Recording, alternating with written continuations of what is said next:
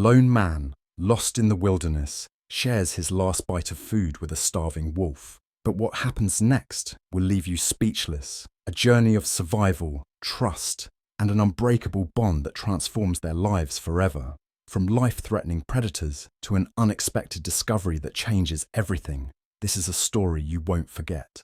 Where are you watching from? Let us know in the comments below. The wind tore through the dense Wyoming forest like a blade, slicing through the skeletal remains of last autumn's trees. Nathaniel Rook, or simply Nate, hunched against the biting cold, clutching his threadbare coat tighter around his body. His breath came in shallow puffs, visible in the frigid air, as he trudged through the knee-high snow. Every step was a battle, each movement a reminder of his dwindling strength. The forest was silent, save for the occasional creak of ice-laden branches swaying in the wind. He came to a stop near a cluster of rocks, leaning heavily against the rough surface. His joints ached, stiffened by the relentless cold and the years that had piled on his frame. His once broad shoulders, now stooped with age and hardship, bore the weight of memories he tried desperately to forget. There were days when the pain of remembering his wife's laughter, or the sight of his son's tiny hands clutching his finger, was more than the cold. But even those memories were fading, replaced by the harsh reality of survival. Nate's hands trembled as he fumbled with the contents of his pack. Inside, there was little more than a few strips of dried jerky, a dull hunting knife, and a small flint. He pulled out the jerky, breaking off a piece and forcing himself to chew slowly. Every bite was a struggle, his dry mouth barely able to muster enough saliva to soften the tough meat. His stomach protested with a hollow growl, but he ignored it. Hunger was a constant companion, a shadow that clung to him no matter how much he tried to escape it. As he gnawed on the jerky, his eyes scanned the forest. The snow-covered ground seemed to stretch endlessly, the once familiar landmarks obscured by the storm's relentless fury. He had wandered into this wilderness months ago, seeking refuge from the world that had cast him aside. Here, there were no judgmental stares or whispered pity. The trees didn't care about his past or the mistakes he had made. The forest was indifferent, and in its indifference, Nate found a strange solace. The sound of a branch snapping in the distance jolted him from his thoughts. His head shot up, eyes narrowing as he scanned the tree line. Another snap, closer this time. Nate's hand instinctively went to his knife, his fingers wrapping around the worn handle. He crouched low, his breath shallow as he strained to listen. The forest, which had seemed so lifeless moments ago, now felt alive with unseen eyes watching him from the shadows. A figure emerged from the trees, moving slowly, almost hesitantly. At first, Nate thought it was a deer, but as the figure drew closer, he realized his mistake. It was a wolf, thin and ragged. Its ribs were visible beneath its matted grey fur. Its eyes, a piercing amber, locked onto his, filled with a mixture of caution and desperation. Nate froze, his grip on the knife tightening. He had encountered wolves before during his years as a park ranger, but never like this. This one wasn't part of a pack, it was alone, and that made it dangerous. The wolf took a step closer, its movements slow and deliberate. Nate could see its breath puffing out in short bursts much like his own. It was starving, he realized, and desperate enough to approach a human. His mind raced, calculating his next move. The knife in his hand felt pitifully small against the predator before him. But then he noticed something. Its gait was uneven, its front paw dragging slightly in the snow. It was injured. Something inside him shifted. He had always respected the wild, its beauty and its cruelty, but this was different. The wolf's eyes, though fierce, carried a haunting familiarity. It wasn't just a predator, it was a creature clinging to survival, just like him. Nate slowly reached into his pack, his movements deliberate.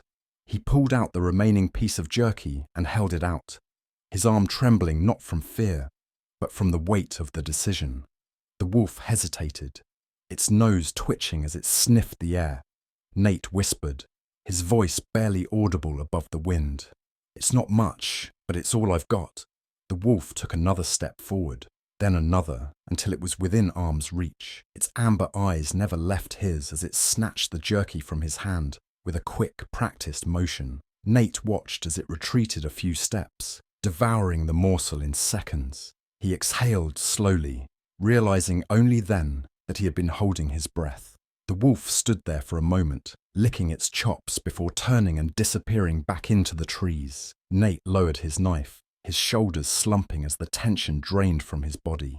He didn't know why he had done it, why he had given up the last of his food for a creature that could have easily turned on him.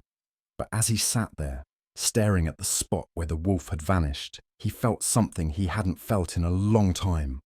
A faint flicker of purpose.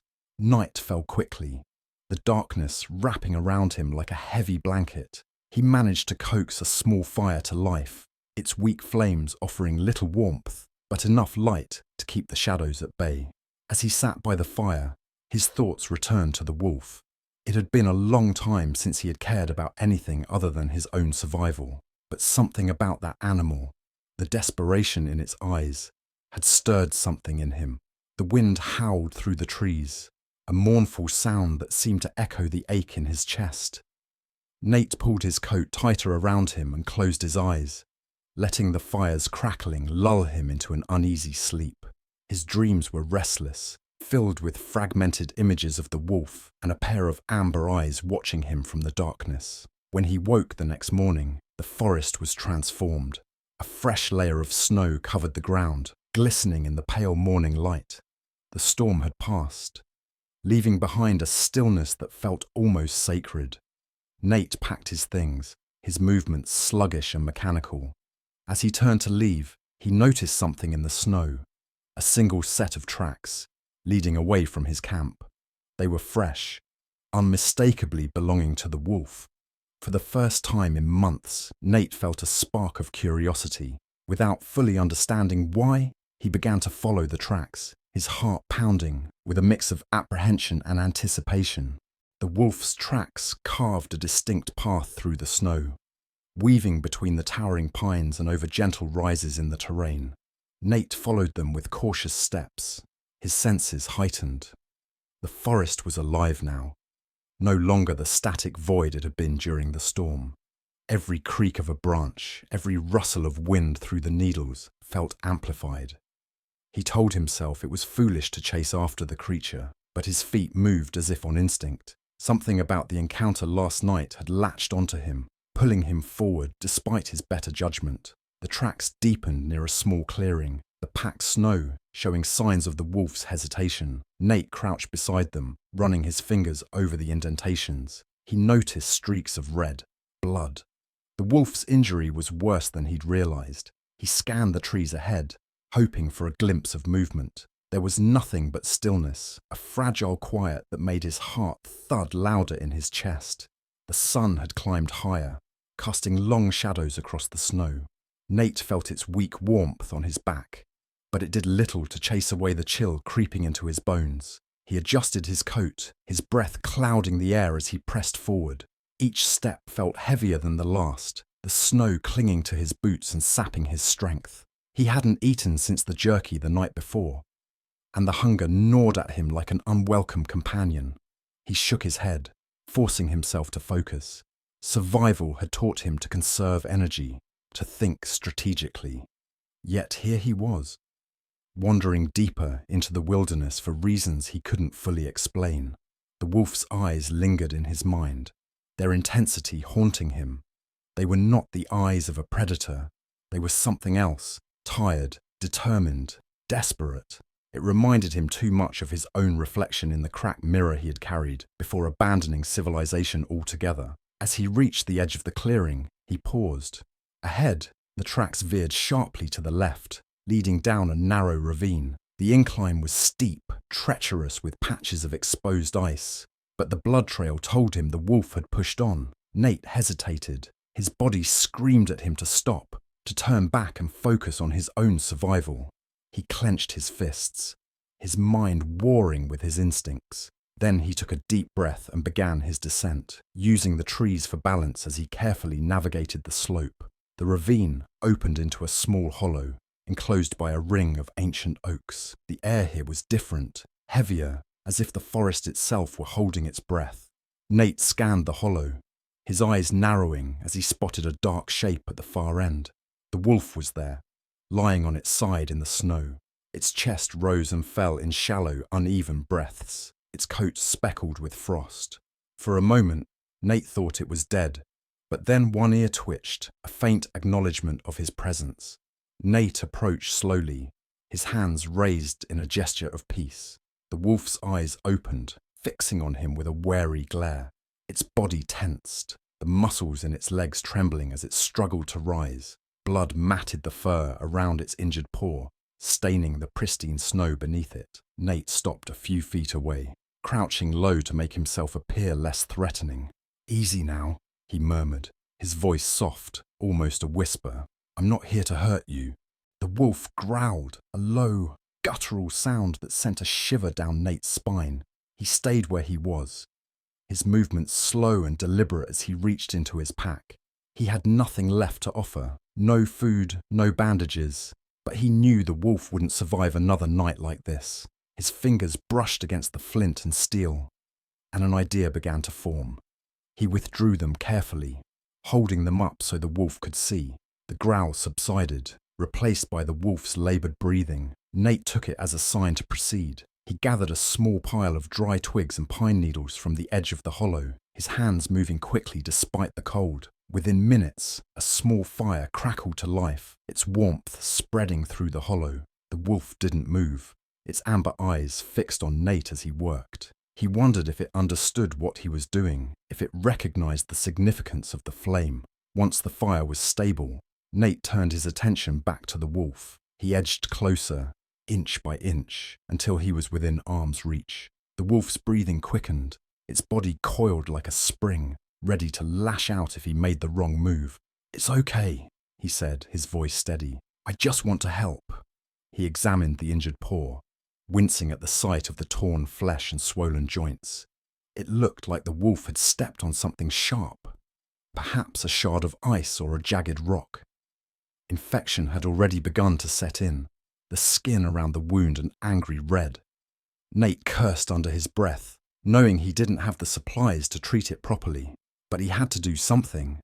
Using a strip of fabric torn from his coat, Nate fashioned a makeshift bandage.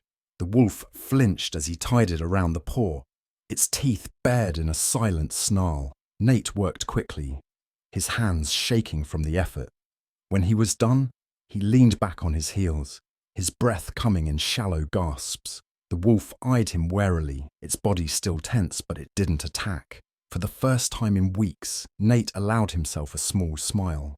He had no idea if the bandage would hold, or if the wolf would even let it stay. But he had tried. That was more than he had done for anyone, or anything, in a long time. As the fire crackled between them, he felt a strange sense of connection to the creature. They were both broken, both struggling to survive in a world that seemed determined to crush them. The sun was setting now, the light fading into shades of orange and purple. Nate knew he couldn't stay here much longer. The cold would only grow more brutal, and his own body was nearing its limit. But as he rose to his feet, the wolf surprised him. It didn't run or growl. Instead, it shifted slightly, its head tilting as if to acknowledge him. "Hang in there," Nate said, his voice soft. "You're tougher than you look." As he turned to leave, the wolf let out a low, mournful whine. Nate paused, his heart aching at the sound. He glanced back, his eyes meeting the wolf's one last time before he began the climb out of the hollow. The darkness swallowed him as he ascended, but the memory of those amber eyes stayed with him, burning brighter than any flame. Nate woke to a morning cloaked in silence. The pale light filtering through the trees did little to warm the frozen ground, but it cast a faint glow on the forest, making the snow sparkle like a million tiny diamonds. He rubbed his hands together, the ache in his knuckles a reminder of the bitter cold. The faint warmth of his fire had long since died, leaving only a pile of grey ash. He stretched his legs, wincing as the stiffness set in from days of trekking through the wilderness. His mind wandered back to the wolf, Those amber eyes had been etched into his thoughts like a vivid memory he couldn't escape. He had left her in the hollow the night before, wounded and vulnerable, but still very much alive. Part of him wanted to believe she would survive on her own, that she would find the strength to push through her injury and reclaim her place in the wild. Yet another part of him, the part that had shared his last scraps of food with her, doubted it. As he packed his belongings, Nate wrestled with the urge to return to the hollow.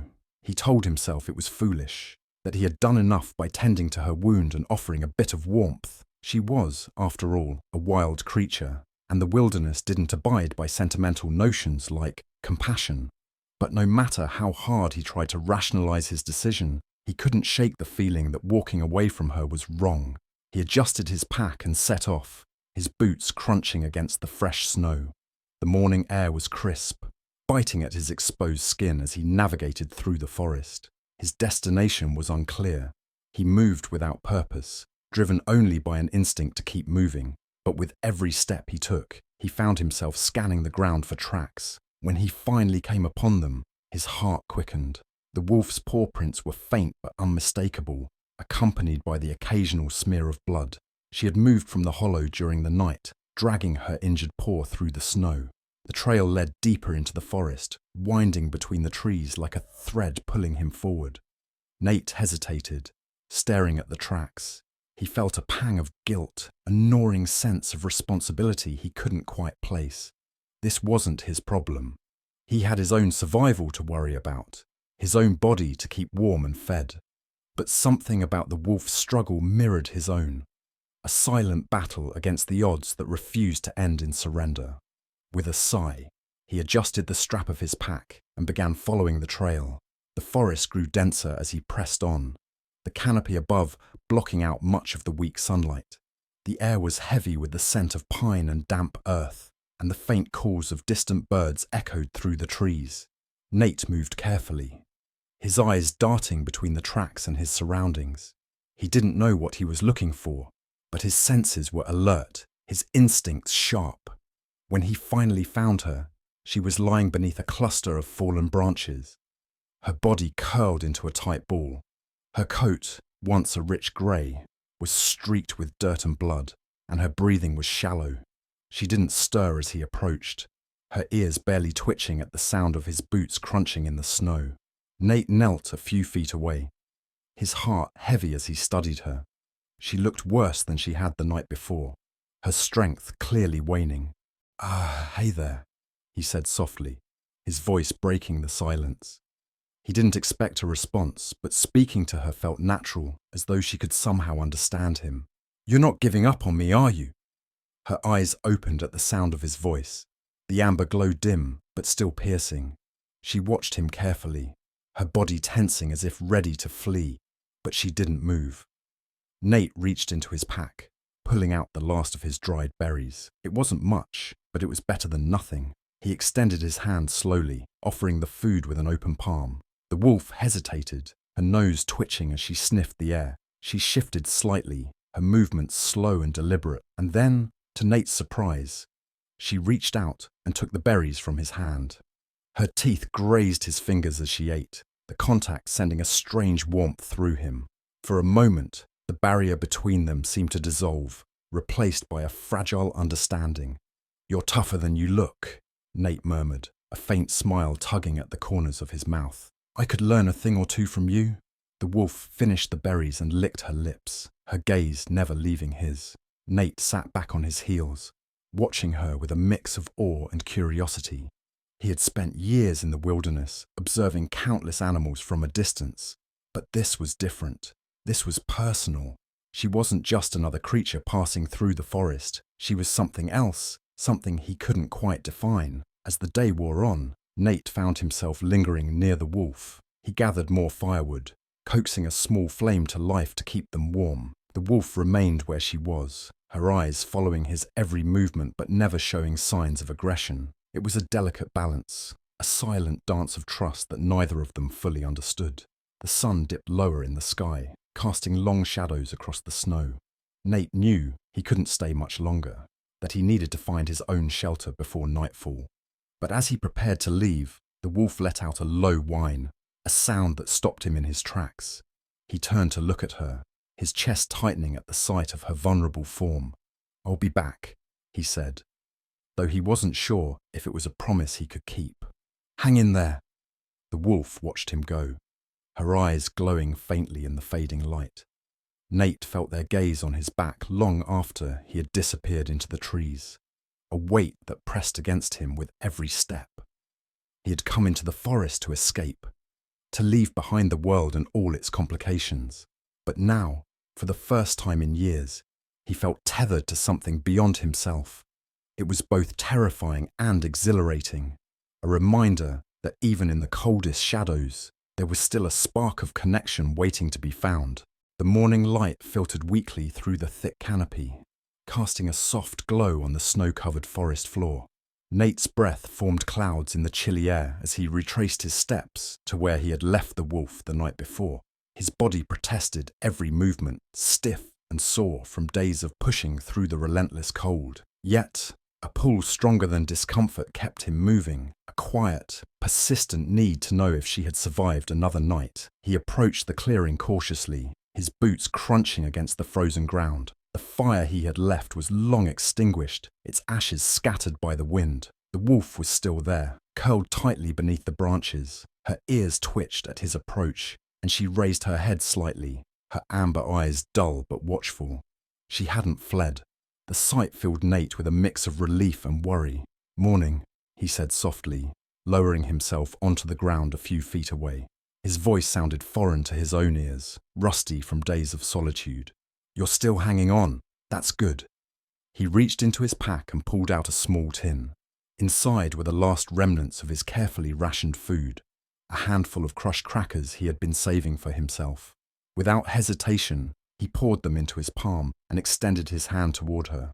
The wolf hesitated, her nose twitching as she caught the scent. Slowly, cautiously, she leaned forward and took the offering, her teeth brushing against his skin. Her trust, however tentative, sent a ripple of warmth through him. "You're tougher than I thought," Nate murmured, watching her crunch the crackers. "Guess we've got that in common." The wind stirred the branches above, sending a cascade of snowflakes drifting to the ground. Nate glanced at the wolf's injured paw, the makeshift bandage he'd tied around it still holding, but now dark with dried blood. The wound looked worse, and the swelling hadn't gone down. If she didn't rest and heal, the infection would spread. He had seen it before, even in his days as a park ranger. Wild animals succumbing to injuries that could have been easily treated if they'd had the care of a human hand. The wolf let out a low whine, her head tilting toward the distance, as if listening to something Nate couldn't hear.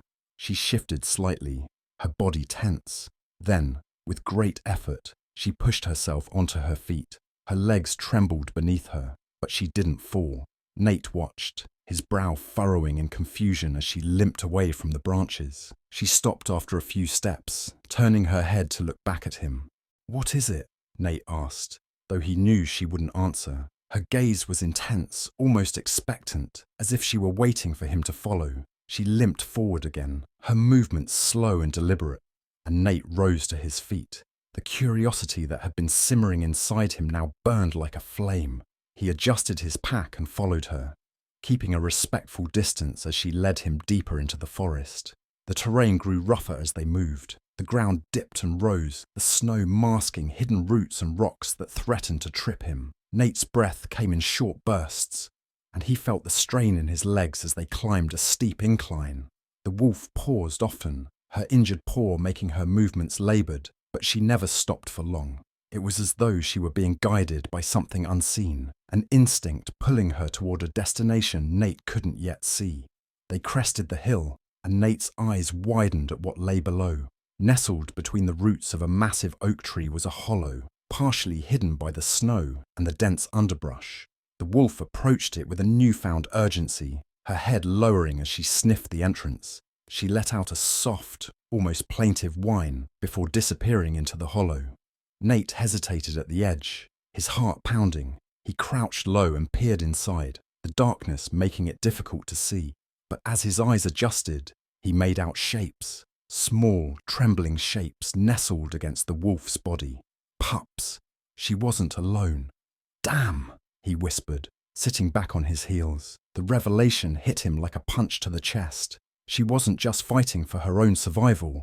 She was fighting for theirs. He watched as the wolf curled protectively around her litter, her body forming a barrier against the cold. The pups were tiny, their fur still pale and downy, their eyes closed tightly against the world. They squirmed weakly against her warmth, oblivious to the man watching them from the hollow's entrance. The sight stirred something deep within Nate, a long-buried feeling he hadn't allowed himself to confront in years. Memories of his son, Daniel, as a newborn came rushing back, his small fingers gripping Nate's thumb, his soft cries in the dead of night. The hollow ache in his chest resurfaced, and he swallowed hard, forcing the emotions back down. "You've been through hell, haven't you?" he said softly, his voice carrying into the hollow. The wolf didn't respond, of course, but her ears twitched at the sound of his voice. "I don't know how you've managed this long." He pulled his coat tighter around him, the chill seeping into his bones despite the layers. He couldn't leave her like this, not with those pups depending on her. The thought of walking away, of leaving her to fend off starvation and predators alone, was unbearable.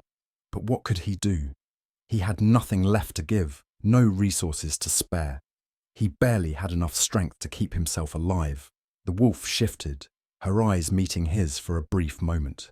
It was a fleeting glance, but in it, Nate saw something that stopped his spiraling thoughts. There was no fear in her gaze now, no hostility, only trust. It was fragile, a thread as thin as spider silk, but it was there. Nate exhaled slowly, his breath visible in the cold air. He rose to his feet, brushing the snow from his knees. "All right," he said, his voice firm despite the uncertainty swirling in his mind. "I'll figure something out." He turned and began the trek back toward his campsite, his mind racing. The forest was vast, and food was scarce, but he couldn't let that stop him. Not now. He had spent years running from his own failures, from the responsibilities he had abandoned. But this felt different. This felt like a chance to do something right, to protect something fragile and innocent in a world that had shown him nothing but cruelty. As he walked, the memories of Daniel surfaced again, unbidden but no longer unwelcome. He remembered the way his son had clung to him as a child, trusting him completely to keep the world at bay. Somewhere along the way, he had let that trust slip through his fingers. But maybe, just maybe, this was a chance to earn it back. Not from Daniel, but from himself. By the time Nate returned to the clearing, the sun was high in the sky, its light casting long shadows through the trees. He gathered what little supplies he had left, tucking them carefully into his pack. Then he set off again, retracing his steps to the hollow beneath the oak tree. When he arrived, the wolf was where he had left her, the pups tucked safely against her side. Nate knelt at the entrance and placed a small pile of food scraps within her reach. She eyed him cautiously, but didn't move to stop him. He sat back, watching as she sniffed the offering before pulling it closer with her muzzle. "I'll come back tomorrow," he said, his voice low but steady. "Don't give up on me just yet." The wolf didn't respond, but she didn't need to. The fragile thread of trust between them had grown stronger, and as Nate walked away, he felt its weight tugging at his heart, grounding him in a way he hadn't felt in years. The rhythm of survival became a silent agreement between Nate and the wolf. Each day, he would gather what little he could from the forest and return to the hollow beneath the oak tree. The wolf, whom he now referred to as Ember, inspired by the fiery glow of her amber eyes, remained watchful but accepting of his presence. Her pups, still fragile and blind to the world, squirmed against her warmth, their tiny whimpers breaking the stillness of the forest. Nate's days stretched into a routine that revolved around their fragile lives. He ventured further from his makeshift shelter, scanning the frozen terrain for anything edible. The forest, once an indifferent backdrop to his solitude, now seemed alive with purpose. His eyes adjusted to the faintest movements, buried roots, the twitch of a bird's wing, the glint of a frozen stream. and his mind calculated every resource he could muster. The wilderness did not offer its bounty freely. Nate's hands, once calloused from years of labour, bore fresh blisters from prying bark and gathering kindling. His breath burned in his lungs as he trudged through the snow, but the thought of the wolf and her pups waiting in the hollow kept his feet moving. Each trip back with even the smallest find felt like a victory. A scrawny rabbit caught in a snare, a handful of frozen berries clinging to a bush, or scraps of moss that he hoped would bolster Ember's strength. The first time Ember shared her own catch with him, Nate felt his throat tighten. It was a mangled hare, its fur damp from her teeth. She dropped it a few feet from him, her body tense as she waited for his reaction. Nate crouched low, his voice steady but quiet. "For me?" he asked, unsure if she understood his words. He reached out slowly, his fingers brushing the hare's bloodied fur. Ember didn't growl or flinch, only watched him with an unreadable expression. "Guess we're even," he said, his lips curling into a faint smile. He took the hare back to his campsite and roasted it over a small fire, the taste of the meat filling his stomach with a warmth he hadn't felt in weeks. The days blurred into one another, marked only by the gradual strengthening of Ember's pups. They began to wriggle more, their tiny bodies pressing against their mother as they sought her milk. Nate marveled at their resilience, their ability to grow despite the odds stacked against them. He found himself naming them: Ash, the smallest and boldest, who would crawl furthest from Ember before being nudged back; Willow, whose grey fur bore a faint silver sheen; and Flint, the quietest but strongest of the three. Each name felt like a tether, binding him to their survival in a way he hadn't anticipated. The hollow beneath the oak tree became more than a shelter for the wolf. It became a sanctuary, a place where life clung stubbornly to existence despite the cold's relentless grip. Nate's own health began to waver under the strain of their shared struggle. His rations dwindled faster than he could replace them, and his body, already lean from months in the wilderness, grew weaker. His reflection in the frozen surface of a stream startled him one morning, his face hollow, his beard unkempt, and his eyes shadowed by exhaustion. But when he returned to the hollow and saw the pups tumbling over one another, their tiny barks filling the air, he felt a spark of purpose reignite within him. Ember's trust in him grew slowly, like the tentative thaw of winter's grip. She no longer flinched when he approached the hollow, and though she still kept her distance, there was a softness in her gaze that hadn't been there before. Nate spoke to her often, his voice filling the silence between them. He told her about his life before the wilderness, about the cabin he had built with his wife, the way the sunlight used to stream through the windows on summer mornings, and the laughter of his son as they fished in the nearby river.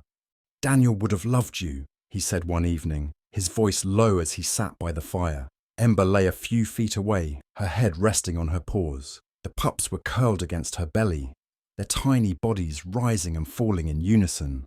He always had a soft spot for animals, used to bring home strays all the time. Rabbits, squirrels, even a raccoon once. Drove Rose crazy. His laughter was a hollow sound, swallowed quickly by the forest. He stared into the flames, the weight of his memories pressing against his chest. "I don't know if he'd forgive me for leaving," he admitted, his voice barely above a whisper. "Hell, I don't know if I'd forgive me." Ember's ears twitched at the sound of his voice, but she didn't move. Nate wondered if she could sense the heaviness in his words, the ache that had driven him into the wilderness. He wasn't sure if he wanted her to understand, or if he simply needed to hear the truth spoken aloud. The bond between them grew stronger with each passing day. Ember began to accompany him on his foraging trips, her injured paw slowly healing under the makeshift bandage he had fashioned. She moved with a quiet grace, her presence both a comfort and a reminder of the fragile balance they had struck. Nate found himself relying on her instincts, watching the way her ears perked at the faintest sound, or how her nose twitched at the scent of something unseen. One afternoon, while searching for food near a frozen stream, Ember froze mid-step, her body rigid. Nate followed her gaze, his heart quickening as he spotted the source of her tension, A pair of deer grazing at the edge of the clearing. Their brown coats blended seamlessly with the bare trees, their movements slow and cautious. Nate crouched low, his fingers brushing against the handle of his knife. He didn't have much of a plan, only the desperate hope of securing enough meat to sustain them for days. Ember remained still, her amber eyes locked on the deer. Then, with a burst of speed, she bolted forward, her movements a blur against the snow. The deer scattered, their hooves kicking up clouds of powder as they fled. Nate ran after them, his boots slipping on the icy ground. His chest burned with the effort, but he pushed forward, driven by a determination that had long eluded him. Ember's agility was unmatched, even with her injured paw, and she herded one of the deer toward Nate with calculated precision. He lunged, his knife finding its mark. The deer collapsed in the snow, its body trembling before finally going still. Nate fell to his knees beside it, his breath coming in ragged gasps. Ember circled back to him, her sides heaving as she panted. For a moment, they stared at each other, the weight of their victory hanging heavy in the air. "Teamwork," Nate said, his voice hoarse, but filled with a flicker of pride. He placed a hand on Ember's head, his fingers brushing against her fur. She didn't pull away. They worked together to drag the deer back to the hollow, the effort leaving them both exhausted but triumphant. That evening, as the fire crackled and the pups tumbled over one another, Nate felt a sense of contentment he hadn't known in years.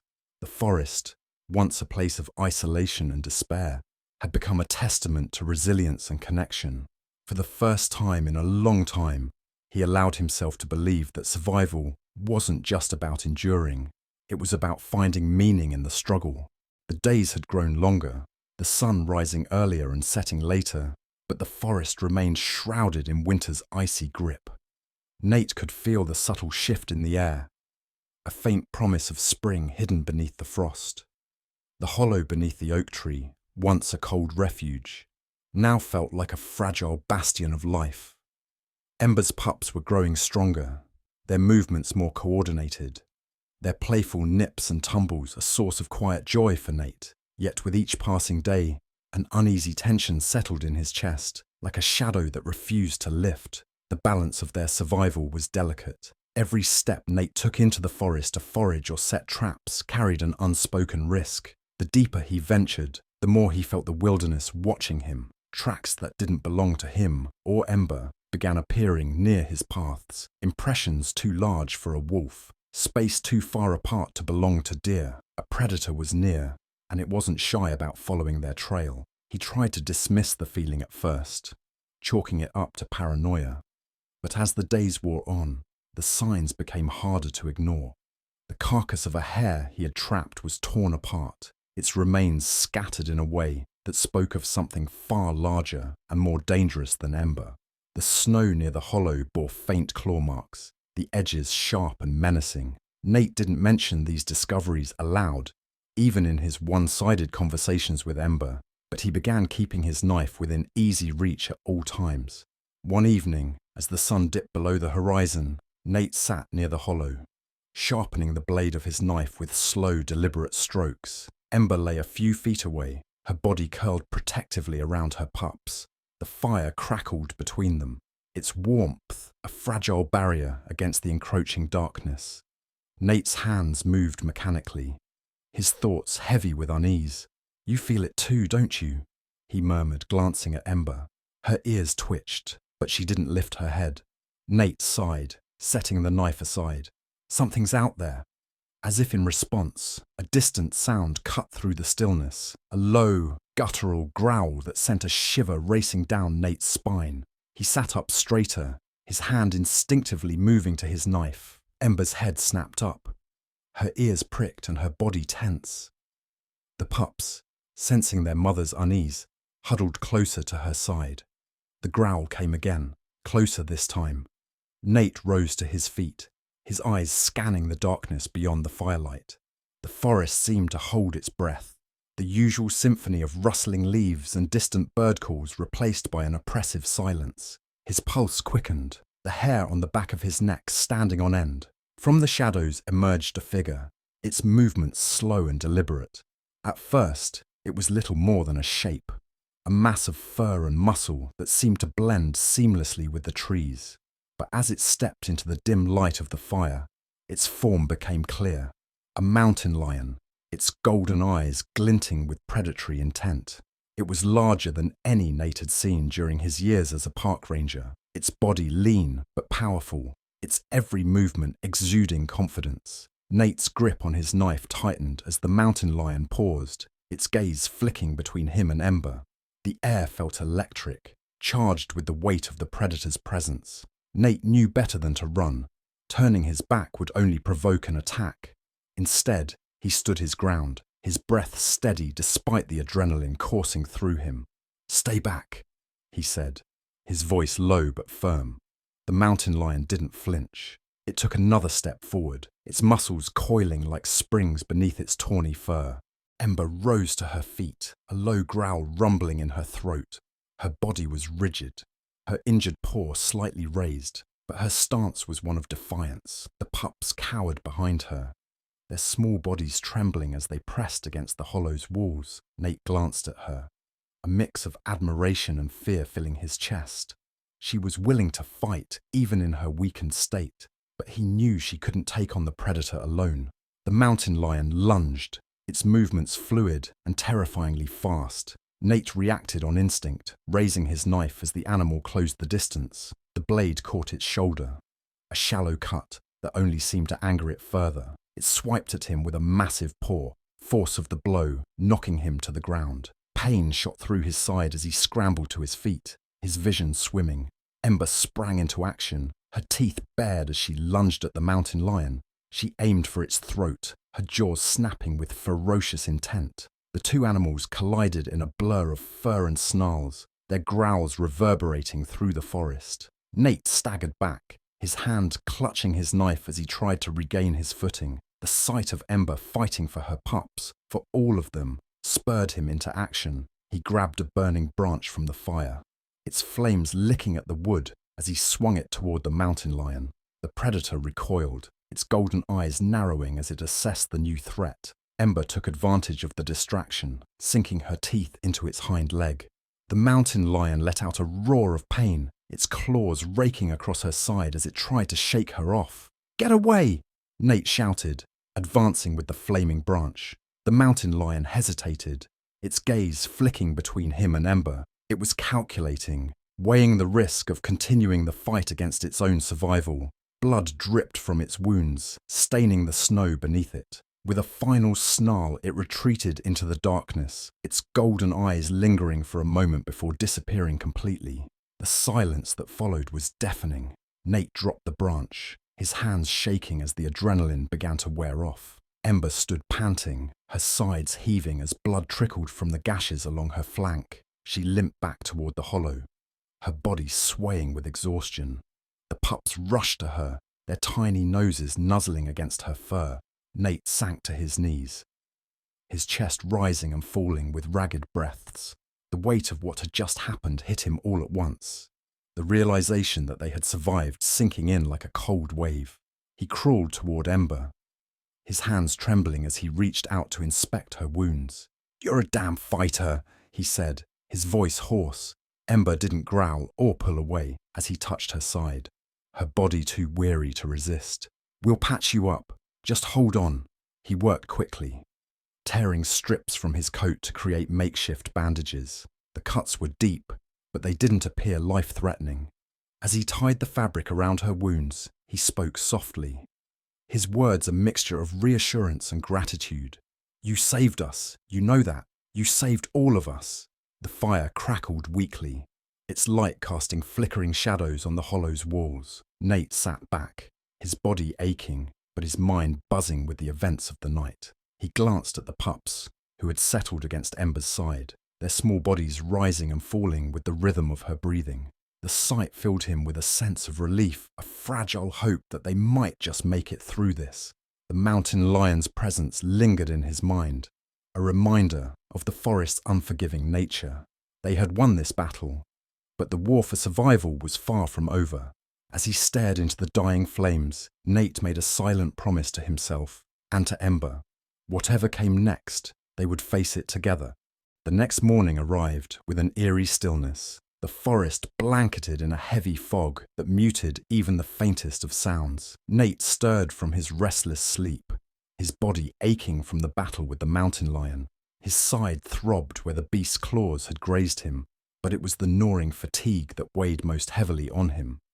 He sat up slowly, glancing toward the hollow where Ember lay curled protectively around her pups. The sight of her injuries brought a pang of guilt to his chest. Her bandaged wounds, though crude, seemed to hold, but the energy she had displayed the night before was nowhere to be found. Her breaths were shallow, her eyes half closed as her pups nuzzled against her side. Nate knew she needed rest, and more than that, she needed food. His own hunger gnawed at him as well, a relentless reminder of their precarious situation. The meat from the deer they had taken down days ago was nearly gone, and the forest, stripped bare by the harsh winter, offered little in the way of sustenance. They couldn't survive much longer on scraps and hope. Nate rose to his feet, ignoring the protests of his muscles, and adjusted the strap of his pack. "I'll be back," he said quietly, his voice carrying no farther than the hollow's entrance. Ember didn't stir, but her ear twitched slightly at the sound of his voice.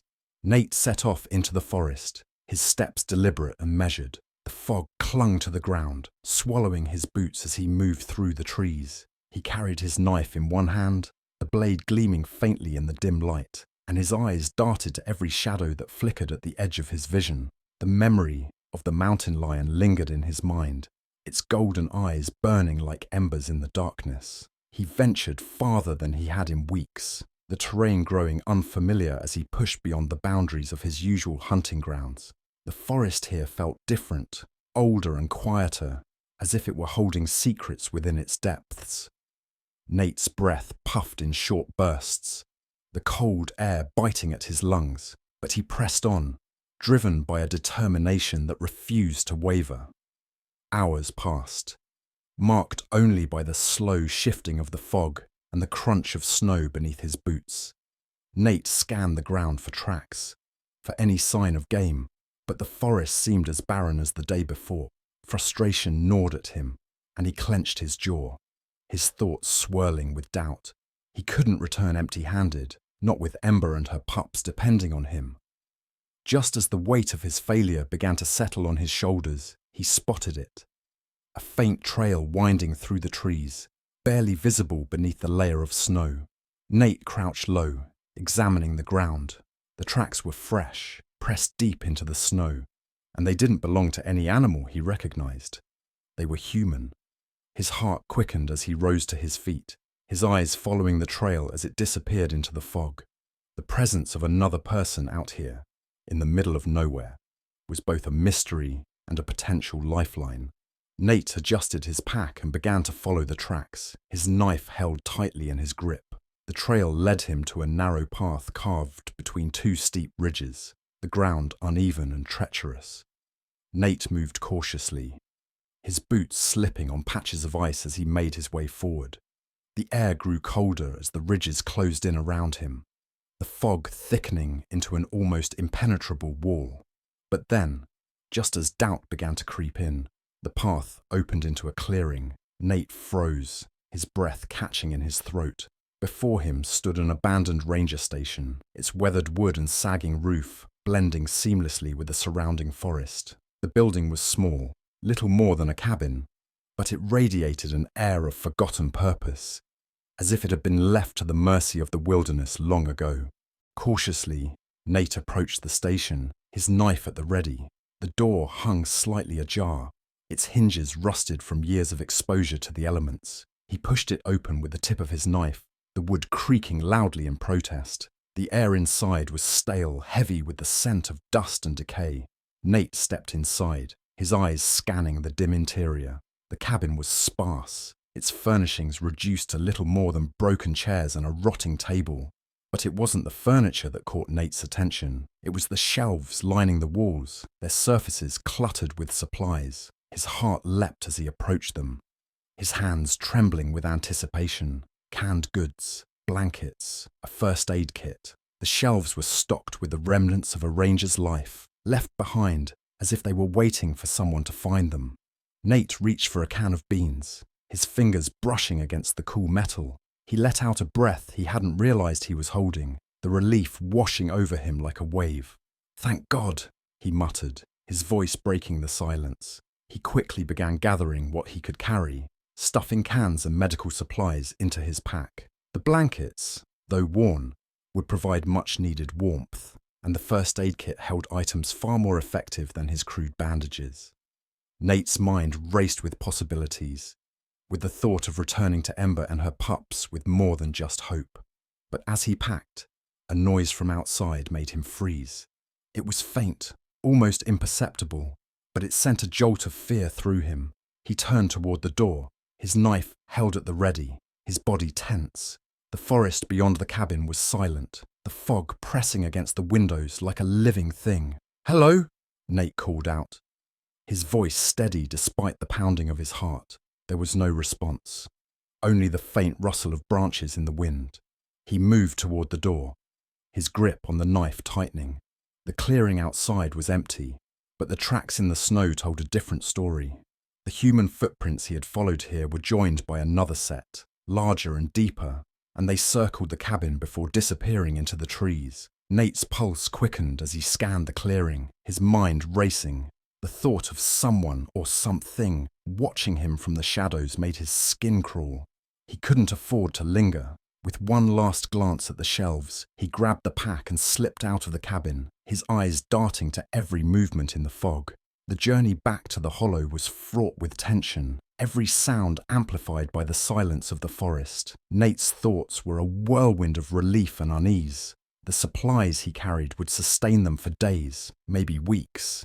But the presence of another in the wilderness was a threat he couldn't ignore. When he finally reached the hollow, the sight of Ember and her pups waiting for him filled him with a bittersweet sense of relief. He dropped to his knees at the entrance, unpacking the supplies as he spoke in a voice that was both exhausted and triumphant. "Look what I found," he said, holding up a can of beans. Ember watched him with her steady gaze, her ears twitching as he laid out the blankets and medical supplies. The pups, curious as ever, sniffed at the items before returning to their mother's side. As he worked to patch up Ember's wounds with the contents of the first aid kit, Nate allowed himself a moment of hope. The discovery of the ranger station was a stroke of luck, a lifeline that had arrived when they needed it most. But in the back of his mind, the shadow of the tracks outside the cabin lingered, a reminder that survival in the wilderness was never guaranteed. As the fire crackled that night, Nate sat with Ember and her pups, the warmth of their fragile connection filling the hollow. He stared into the flames, his mind turning over the mysteries of the forest and the unseen presence that shared it with them. For now, they were safe. But the shadows held secrets he wasn't sure he wanted to uncover. The forest seemed quieter than usual, its stillness stretching over the landscape like a thin veil. Nate woke early, his breath visible in the chilly air of the hollow. The fire had burned low during the night, leaving behind a bed of glowing embers that mirrored the wolf's eyes.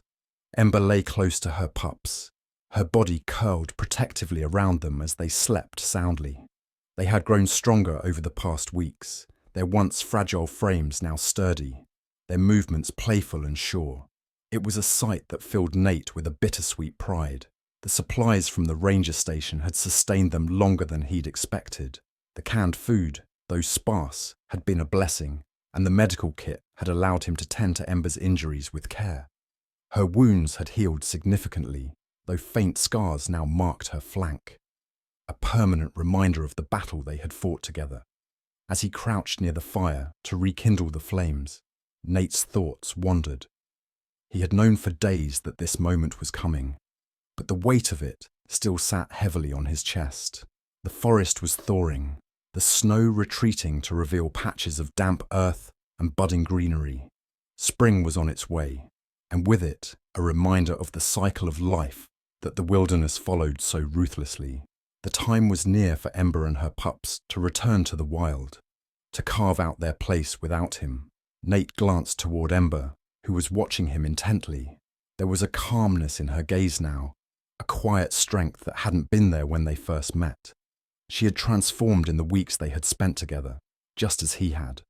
The bond between them was undeniable, but it was also fleeting. She belonged to the forest, and he couldn't hold her back. "You're almost ready, aren't you?" he said softly, breaking the silence. Ember tilted her head slightly, her ears flicking at the sound of his voice. Nate chuckled, the sound hollow but genuine. "Yeah, I thought so." The day unfolded slowly, the hours stretching out as Nate prepared for the inevitable. He gathered what little remained of the supplies and set aside a portion for Ember and her pups. It wasn't much, just scraps of dried meat and a few crumbled crackers, but it was something. As he worked, the pups tumbled over one another nearby, their playful barks filling the hollow with a sound that felt almost foreign in the otherwise somber air. Nate couldn't help but smile as he watched them. Each one had grown into a distinct personality. Ash, the smallest but most daring, often led their playful skirmishes. Willow, quiet and observant, stayed close to Ember's side, and Flint, steady and strong, seemed to take on the role of protector even in their games. They were no longer helpless, and it was clear that Ember had taught them well. The realization brought Nate both comfort and an ache he couldn't quite name. As the sun dipped low in the sky, casting long shadows through the trees, Nate knew the time had come. He rose to his feet, brushing the dirt from his knees as he turned to face Ember. She stood as well, her movements graceful despite the faint limp that remained in her step. The pups gathered at her feet, their curious eyes darting between her and Nate. Nate reached into his pack and pulled out the bundle of supplies he had prepared. He placed it on the ground near the hollow's entrance, stepping back to give Ember space. She approached cautiously, sniffing the bundle before nudging it with her nose. Nate watched her, his chest tightening as he forced himself to speak. "This is it, huh?" he said, his voice barely above a whisper. "Time for you to move on." Ember's gaze met his, steady and unflinching. Nate swore there was an understanding in her eyes, a silent acknowledgement of everything they had shared. He crouched low, his hand resting on the ground as he continued. "You've got a job to do now. Those little ones, they're counting on you. And you're ready for it. I know you are." The pups, sensing the shift in the air, began to whimper softly.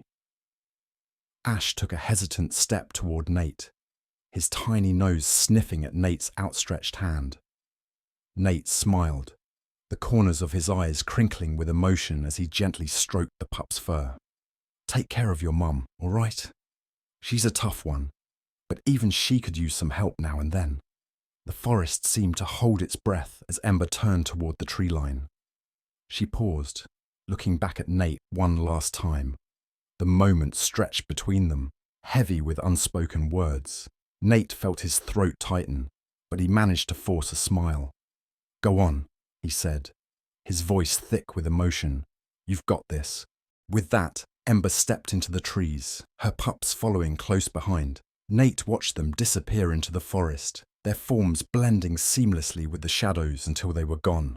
The hollow felt empty without them, the silence oppressive in their absence.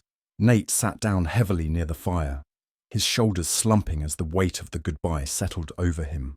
For a long time, he stayed there, staring into the flames as they danced against the encroaching darkness. The bond he had shared with Ember and her pups was unlike anything he had ever experienced, and letting them go felt like losing a part of himself. But he also knew it was right. They belonged to the forest, to a world he couldn't fully understand, but had grown to respect. The days that followed were quiet. Nate spent most of his time near the hollow, his mind drifting to memories of Ember and her pups.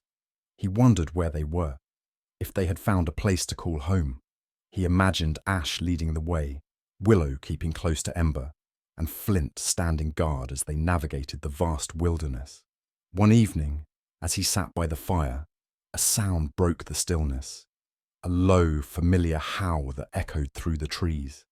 Nate froze, his heart skipping a beat as he listened. The howl came again, this time joined by the higher-pitched yips of younger voices. A smile spread across his face, the ache in his chest easing slightly. "Good luck out there," he murmured, his voice carrying into the night. "You've got this." The howl faded into the distance, leaving Nate alone once more. But this time, the solitude felt different. The bond he had shared with Ember and her pups would always be a part of him, a reminder of the resilience and connection that could be found even in the harshest of circumstances. As the fire crackled softly, Nate allowed himself to hope, for them, for himself, and for the world beyond the forest. The first step back into civilization felt heavier than Nate had anticipated. The forest had been his sanctuary, a place that had reshaped him, but the road ahead now called him back to a world he had turned away from for so long. His boots crunched on the gravel path that led to the small town of Willowbend, a modest settlement nestled at the edge of the wilderness. The forest lingered just behind him, its towering trees a silent witness to his journey. Willowbend was quieter than Nate had expected, though it brimmed with the subtle signs of life, a gentle hum of conversation spilling out from the cafe on the corner, the rhythmic creak of the blacksmith's hammer from a nearby workshop, and the occasional bark of a dog in the distance. It wasn't a bustling place, but it carried an air of warmth, a sense of belonging that Nate hadn't felt in years. He adjusted the strap of his worn pack as he approached the town square, his eyes scanning the unfamiliar faces that passed by. Each person seemed to carry their own story, their own burdens, but they moved with a rhythm of purpose that made Nate feel out of step. For a moment, he considered turning back, retreating to the solitude of the forest where the only expectations were survival and endurance. But something stopped him. Perhaps the faint echo of Ember's howl, a reminder of the connection he had shared and the promise of new beginnings. Nate's gaze landed on a bulletin board near the town's general store, its surface cluttered with faded flyers and handwritten notices. His eyes skimmed the postings until one caught his attention. Help wanted, part-time assistant needed at Willowbend Wildlife Centre. Apply in person. The words struck a chord deep within him, stirring a sense of possibility he hadn't felt in years. The Wildlife Centre was on the outskirts of town, a modest building surrounded by sprawling enclosures and fields of tall grass. As Nate approached, he noticed the laughter of children echoing from behind the fence, their voices mingling with the occasional call of birds. He hesitated at the entrance, his hand hovering over the door handle. It had been years since he had faced anything resembling an interview, and doubt crept into his mind. Would they even consider someone like him? Steeling himself, Nate pushed open the door. The scent of hay and cedar greeted him, along with the sight of a cozy reception area adorned with photographs of wildlife. A young woman sat behind the desk, her dark curls tied back in a loose ponytail. She glanced up from her paperwork, her eyes warm with curiosity. "Hi there," she said, her voice friendly. "How can I help you?" Nate cleared his throat, shifting his weight awkwardly. "I saw the notice about the assistant position," he said, his voice gruff but steady. "Is it still available?" The woman nodded, gesturing for him to sit. "You're in luck. We've been looking for someone for weeks. My name's Mara. I run this place." He took the seat across from her, his hands resting on his knees. "I'm Nate. I've spent most of my life outdoors, worked as a park ranger for a while. Figured I might be able to help." Mara's eyes lit up at the mention of his experience. "A ranger, huh? That's perfect. We've got a lot of animals here, most of them rescues. Some are injured, others were orphaned or abandoned. It's not glamorous work, but it's important." As she spoke, Nate felt a flicker of something he hadn't experienced in years: hope. The job wasn't just a way to survive, it was a chance to reconnect with a part of himself he had long buried. He explained his background, leaving out the darker details of his exile to the forest, and Mara seemed genuinely impressed. "Well, Nate," she said, extending her hand with a smile. "Welcome aboard. We could really use someone with your skills." The next few weeks were a blur of activity. Nate threw himself into the work, tending to the animals with a quiet dedication that didn't go unnoticed. The centre housed an array of creatures: hawks recovering from broken wings, fawns that had lost their mothers, and even a playful fox with a limp. Nate's connection to the animals was immediate and instinctive, his movements careful and deliberate as he earned their trust. The children who visited the centre were especially fascinated by him. They followed him around, peppering him with questions about the animals and the forest. At first, he was reluctant to engage, his gruff demeanor intimidating some of the younger ones. But as the days passed, he found himself softening, sharing stories about his time in the wild and the lessons he had learned. "Did you really live with wolves?" one boy asked, his wide eyes filled with awe. Nate hesitated for a moment, the memory of Ember and her pups flashing in his mind. "Not exactly," he said, a faint smile tugging at his lips, "but I spent a lot of time watching them. They taught me more about survival than I ever thought possible." The boy's excitement was infectious, and soon Nate found himself surrounded by eager faces, all hanging on his every word. For the first time in years, he felt a sense of purpose, a connection to the world that had once felt so distant. One afternoon, as he was cleaning out an enclosure, Mara approached him with a clipboard in hand. "Nate," she said, her tone hesitant but kind, "I wanted to talk to you about something." He looked up, his brow furrowing. "What is it?" "There's a conservation group hosting a seminar in town next week. They're looking for someone to speak about the importance of wildlife preservation. I thought, maybe you'd be interested." The idea caught him off guard. The thought of standing in front of a crowd, sharing his experiences, made his stomach twist. But as he considered it, he realized it was an opportunity to honor what he had learned in the forest, to give a voice to the creatures that had shaped him. "I'll think about it," he said finally, his voice quiet but resolute. As the days passed, Nate settled into a routine that felt both familiar and new. The work was hard but fulfilling, and the people of Willowbend welcomed him with a warmth that chipped away at the walls he had built around himself. For the first time in years, he felt like he belonged. One evening, as he walked back to his small rented cabin on the edge of town, he paused at the tree line. The forest loomed before him, its shadows deep and inviting. He thought of Ember and her pups, of the bond they had shared and the lessons they had taught him. He didn't know if he would ever see them again, but he carried their memory with him, a quiet strength that guided him forward. "Thank you," he murmured into the stillness, his voice barely audible. And with that, he turned toward the cabin, the lights of Willowbend glowing softly in the distance. The seasons shifted, and with them, Nate found his place in Willowbend evolving. What had started as a quiet job at the Wildlife Center had become a source of deep fulfillment. Nate's expertise, honed in the wilderness, had given the center new life. Animals recovered under his care, children left with stories of awe and inspiration, and the town began to see him not as a stranger, but as an integral part of their community.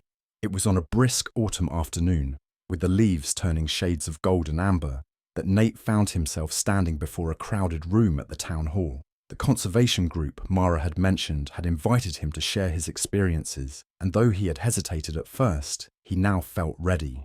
The room was filled with townsfolk, local students, and a scattering of visitors from nearby areas, all gathered to hear his story. Nate stood at the podium, his weathered hands gripping its edges.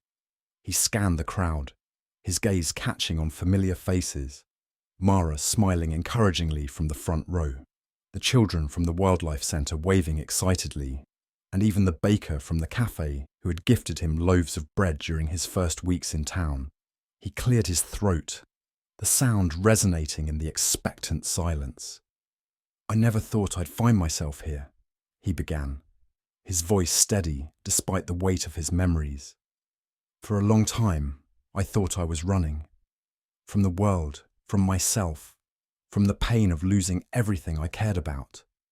But sometimes, life doesn't let you run. Sometimes, it makes you face the things you're most afraid of." He paused, letting the words sink in. "When I left the world behind, I found myself in the forest, alone, cold, hungry. And it was there, in the harshest conditions, that I met someone who changed my life, a wolf. I called her Ember." The room was utterly silent now, the audience hanging on his every word. Nate recounted the story of his bond with Ember and her pups, his voice weaving a tapestry of survival, trust, and redemption. He spoke of the lessons she had taught him, about resilience, about the delicate balance of life in the wild, and about the power of connection. She reminded me, he said, his voice softening, that even in the most unforgiving places, there's a chance for kindness, for hope, for something greater than just surviving. When he finished, the room erupted into applause. Nate stepped back from the podium, his heart pounding not with fear but with a quiet pride. For the first time, he felt like his story mattered, not just to him, but to others. He saw it in the faces of the children, their wide eyes filled with wonder, and in the smiles of the adults, their expressions touched by his words. In the weeks that followed, Nate's story spread. People began visiting the wildlife centre, not just to see the animals, but to meet the man who had lived among them. Donations poured in, allowing the centre to expand its enclosures and rescue more creatures in need. Nate found himself busier than ever, but it was a kind of busyness that filled him with purpose. One crisp morning, as Nate was tending to a hawk with a mended wing, Mara approached him with an envelope in hand. "This came for you," she said, her tone light but curious. Nate wiped his hands on his jeans before taking the envelope. His name was scrawled across the front in unfamiliar handwriting. He opened it carefully, unfolding the letter inside. As he read, his brows furrowed, then lifted in surprise. "It's from Daniel," he said, his voice barely above a whisper. Mara's eyes widened. "Your son." Nate nodded, his hands trembling slightly as he read the words again. The letter was short, but heartfelt, a bridge extending across the years of silence between them. Daniel had heard about Nate's work at the Wildlife Centre and his speech at the town hall. He wrote of his pride, of his longing to reconnect, and of a hope that they might find a way forward together. For the rest of the day, Nate moved through his tasks in a daze, his mind replaying the letter's words. That evening, as the sun dipped below the horizon, he sat on the porch of his small cabin, staring out at the forest. The wilderness had given him so much: healing, purpose, and now, perhaps, the chance to rebuild a bond he thought he had lost forever. Weeks passed, and Nate began corresponding with Daniel. Their letters grew longer, filled with stories of the lives they had led apart and the tentative steps they were taking toward reconciliation. It was during one of these exchanges that Daniel mentioned wanting to visit Willowbend. The idea filled Nate with equal parts excitement and apprehension, but he welcomed it nonetheless. When the day finally came, Nate waited at the edge of town, his hands shoved deep into his coat pockets to ward off the chill.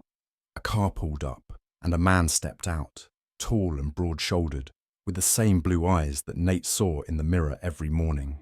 Daniel approached slowly, his expression a mix of caution and warmth. "Dad," he said, his voice steady but soft. Nate swallowed hard, his throat tight with emotion. "Daniel, it's been a long time." They stood there for a moment, the silence between them heavy with years of unspoken words. Then Daniel extended his hand, and Nate grasped it firmly, pulling his son into a brief but heartfelt hug. The visit was everything Nate had hoped for and more. Daniel toured the wildlife centre, listened to his father's stories, and even helped tend to some of the animals. They laughed over shared memories, filled in the gaps of their time apart, and began to rebuild the trust that had once seemed irrevocably lost. On Daniel's last day in Willowbend, the two of them walked along the edge of the forest, the crisp autumn air carrying the scent of pine and fallen leaves. They paused near a clearing, the sunlight streaming through the trees in golden beams. Nate glanced toward the forest, his gaze distant. "I used to wonder if I'd ever belong anywhere again," he said quietly, "if there was still a place for me in the world. But the forest, it taught me that belonging isn't about where you are. It's about the connections you make, the lives you touch." Daniel nodded, his expression thoughtful. "You found a way to start over," he said. "That takes courage." Nate chuckled softly, his eyes crinkling at the corners. Maybe I just got lucky. As they turned to head back toward town, a faint sound reached Nate's ears, a low, familiar howl echoing through the trees. He froze, his heart skipping a beat as he scanned the forest. The howl came again, joined by the yipping barks of younger voices. A smile spread across Nate's face, his chest swelling with a quiet joy. Daniel followed his father's gaze. "What is it?" Nate shook his head, his smile widening. "Just an old friend saying hello." The two of them continued their walk, the sound of the wolves fading into the distance. For the first time in years, Nate felt whole. A man no longer defined by his past, but by the connections he had forged and the legacy he was building. The forest had given him a second chance, and he had embraced it with open arms. As he walked beside his son, the golden light of the setting sun casting long shadows before them, Nate knew that this was only the beginning.